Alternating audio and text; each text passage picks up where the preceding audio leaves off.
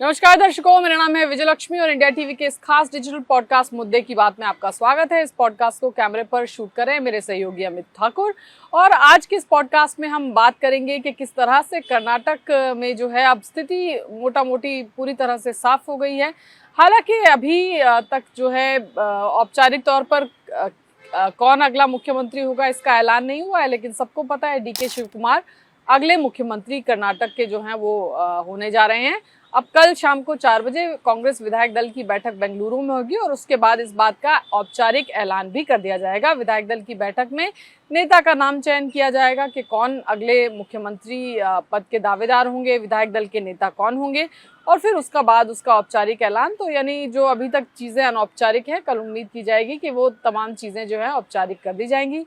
आज पूरा दिन मीटिंग्स का सिलसिला चला। सबसे पहले सिद्धरमैया सुबह 9 बजे पहुंचे राहुल गांधी से मिलने के लिए 10 जनपद पर, जो कि घर है कांग्रेस की पूर्व अध्यक्षा सोनिया गांधी का। हालांकि सूत्रों ने हमें बताया कि उनकी मुलाकात सिर्फ राहुल गांधी से हुई, सोनिया गांधी से उनकी मुलाकात नहीं हुई।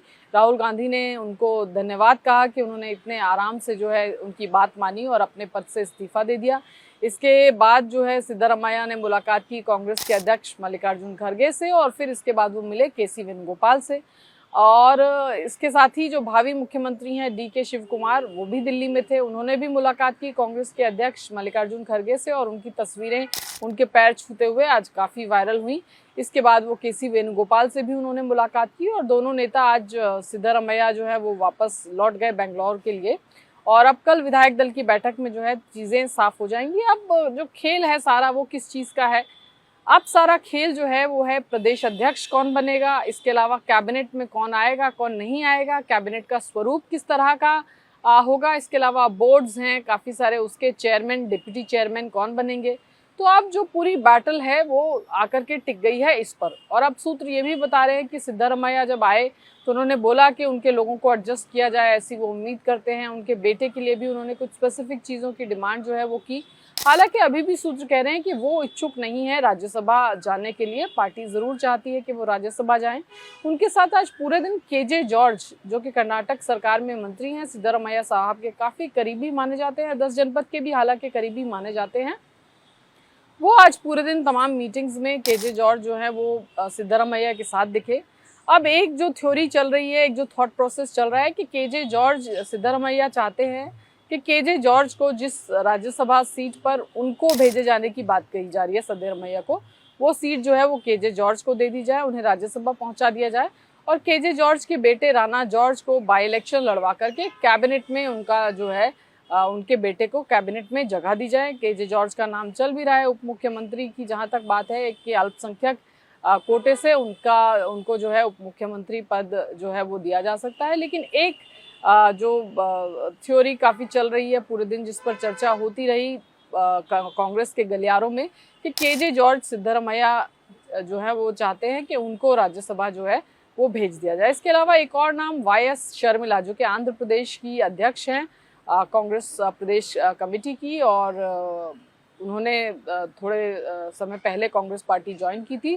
तब ऐसा बताया जाता है कि उन्हें प्रॉमिस किया गया था कि कांग्रेस पार्टी उनको राज्यसभा लेकर जाएगी। अब ऐसी जानकारी सूत्रों से आ रही है कि कर्नाटक से वाईएस शर्मिला को भी कांग्रेस पार्टी जो है वो राज्यसभा का टिकट दे सकती है, उन्हें राज्यसभा भेज सकती है। इसके अलावा मल्लिकार्जुन खड़गे साहब का नाम तो है ही शॉर्ट कैंडिडेट्स की, जहाँ तक मैं बात करूँ तो यानी अभी जो मोटा मोटी नाम निकल कर के आ रहे हैं राज्यसभा से जो भेज सकती है पार्टी, उसमें मल्लिकार्जुन खड़गे साहब, केजे जॉर्ज और वाईएस शर्मिला का नाम चल रहा है। इसके अलावा भी कुछ नाम हैं जो चल रहे हैं, क्योंकि अब सिद्धरमैया साहब ने तो कह दिया है कि वो राज्यसभा नहीं जाना चाहते हैं, तो पार्टी को जाहिर तौर पर और नामों की भी तलाश जो है वो करनी पड़ेगी। मंसूर अली खान साहब का नाम जो है ये चल रहा है कि इनको ये भी राज्यसभा की दौड़ में जो है वो इनका भी नाम है। अब देखना होगा कि ये जो बातें चर्चा पावर कॉरिडोर्स में, कांग्रेस के कॉरिडोर्स में हमने सुनी, इसमें कितना होता है। वाईएस शर्मिला का तो मेरे सूत्र बता रहे हैं कि उनका जाना लगभग तय है राज्यसभा में, लास्ट मिनट कुछ ऐसा उलटफेर ना हो जाए तो। आज उन्होंने भी राहुल गांधी से मुलाकात की, वाईएस शर्मिला ने भी, तो उसके बाद अटकलें और तेज हो गई कि उनको राज्यसभा जो है अब भेजा जाएगा। अब इसके बाद जो लड़ाई आती है वो आती है कि प्रदेश अध्यक्ष कौन बनेगा। तो प्रदेश अध्यक्ष की दौड़ में सबसे आगे नाम चल रहा है सतीश जारकिहोली का, जो कि एसटी कम्युनिटी से आते हैं। सिद्धारमैया साहब के खासा करीबी वो माने जाते हैं। लेकिन सतीश जारकिहोली को जो ऑफर दिया गया है उसमें कहा गया है कि प्रदेश अध्यक्ष ही वो रह सकते हैं, 1 मैन 1 पोस्ट, कैबिनेट का पोस्ट उनको नहीं मिलेगा। तो सतीश जारकिहोली ने कहा है कि वो अभी सोचकर विचार करेंगे, क्योंकि वो चाहते हैं कि प्रदेश अध्यक्ष के साथ साथ उन्हें जो है कैबिनेट में भी एक महत्वपूर्ण भूमिका जो है उन्हें दी जाए। ये बात जो है उन्होंने आला कमान को कहा है कि वो सोच करके बताएंगे।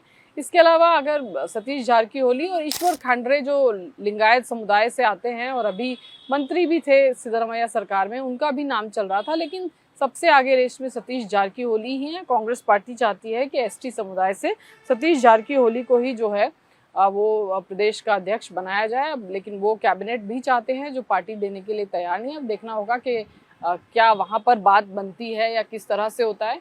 अब सिद्धारमैया साहब अब मोटे मोटे जो पोर्टफोलियो हैं, चाहे होम का है, चाहे फाइनेंस का है, चाहे इरिगेशन डिपार्टमेंट का है, चाहे पावर का है, चाहे रेवेन्यू का है, ये सारे जो डिपार्टमेंट्स हैं इनकी जो है अब लड़ाई एक तरीके से शुरू जो है वो होगी एक बार जब ये सरकार कैबिनेट के गठन की बात होगी। अभी हमें बताया जा रहा है कि बहुत ज़्यादा बड़ा विस्तृत कैबिनेट का जो है स्वेरिंग इन सेरेमनी ना हो, एक छोटी रिजर्व सी सेरेमनी, मतलब कम लोगों के साथ सेरेमनी हो और बाद में उसका एक्सपेंशन किया जाए।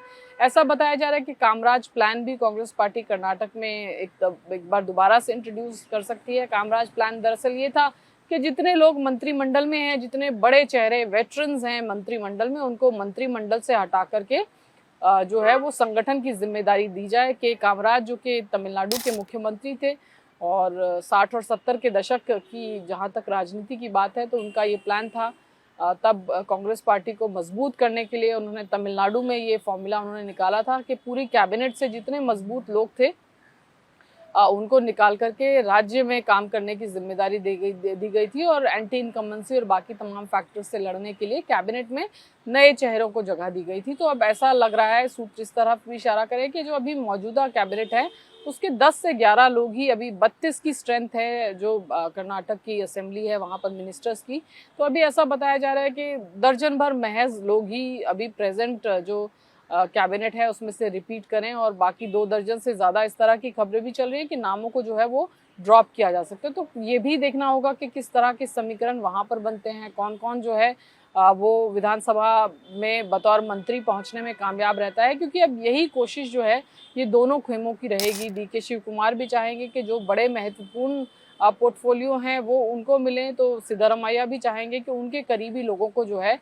महत्वपूर्ण पोर्टफोलियो जो है वो दिए जाए। सिद्धारमैया ऑलरेडी जो है वो इस बात की जो है वो कोशिश कर रहे हैं कि उनके बेटे यतेंद्र सिद्धारमैया को जो है कुछ बड़ी जिम्मेदारी जो है वो दी जाए कैबिनेट में। ये बात जो है वो ऑलरेडी इस बात को जो है वो कह भी चुके हैं, पार्टी आला कमान को अवगत भी करा चुके हैं इसमें। और इसके अलावा दोनों ही खेमे जो हैं ये भी कोशिश करेंगे कि जो बड़े डिपार्टमेंट्स हैं, बोर्ड्स हैं, वहाँ पर जो हैं उनके लोग जो हैं उनको जगह दी जाए। तो ये जो है ये अब रशाकशी जो है एक तरीके से देखने को मिलेगी। अब कल जो है कल जो है 4 बजे शाम को CLP यानी कांग्रेस विधायक दल की बैठक जो होगी उसमें भी काफ़ी सारी चीज़ें जो है एक तरीके से साफ होती हुई नज़र आएंगी कि भाई किस तरह से कांग्रेस पार्टी जो है आगे का अपना जो कार्यकाल है उसको किस तरह से आगे रखेगी और किन चेहरों को जो है वो जगह दी जाएगी कैबिनेट में, कौन से खेमे के कौन कौन लोग जो है वो जो कैबिनेट में पहुंचने में कामयाब होंगे। ये जो है आने वाले दिनों में ज़रूर एक चीज़ रहेगी देखने वाली बात। लेकिन बहरहाल ये ज़रूर है कि भाई कांग्रेस पार्टी जो है वो सिद्धारमैया को दूर रखना चाहती है कर्नाटक से, क्योंकि उनको पता है कि 2 पावर सेंटर्स अगर कर्नाटक में हो गए तो फिर बड़ी मुश्किल हो जाएगी, क्योंकि सिद्धारमैया की पकड़ जो है वो बहुत ही ज़्यादा है।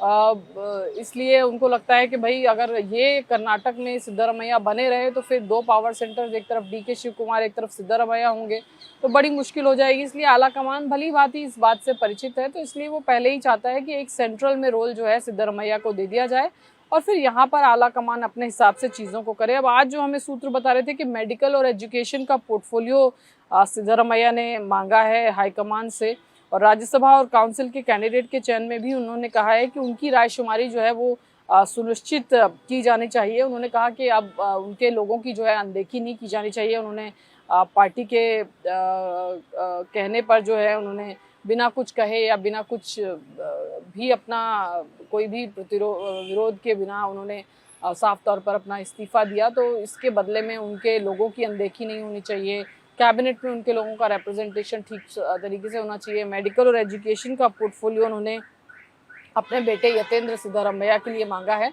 तो अब ये तमाम चीज़ें हैं। अब सिद्धारमैया भी पूरा बैलेंस ऑफ पावर जो है वो देखना चाहते हैं। वो भी नहीं चाहते कि वो एकदम से हाशिए पे राजनीति में आ जाएं, और उनको पता है कि बड़े महत्वपूर्ण पोर्टफोलियो अगर उनके करीबी लोगों पर के पास रहेंगे राज्य में, तो ये इसके लिए उनके पास एक पॉलिटिकल मनूवरिंग का काफ़ी सारा स्पेस जो है वहाँ पर उनके लिए अवेलेबल रहेगा। और इसी की कोशिश जो है अब सिद्धारमैया साहब करते हुए नजर आ रहे हैं। हालांकि अब बताया जा रहा है कि राज्यसभा को लेकर के भी पार्टी में जो है वो चर्चा चल रही है। और आज भी जितनी मीटिंग्स हुई, चाहे वो डीके शिव कुमार की पार्टी के नेताओं के साथ मीटिंग हुई हो या सिद्धारमैया की मीटिंग हुई हो, इन तमाम मीटिंग्स में इन्हीं तमाम चीज़ों पर चर्चा हुई। राज्यसभा का इलेक्शन, एमएलसी का इलेक्शन, और इसके अलावा जो कैबिनेट का स्वरूप है वो किस तरह का होगा।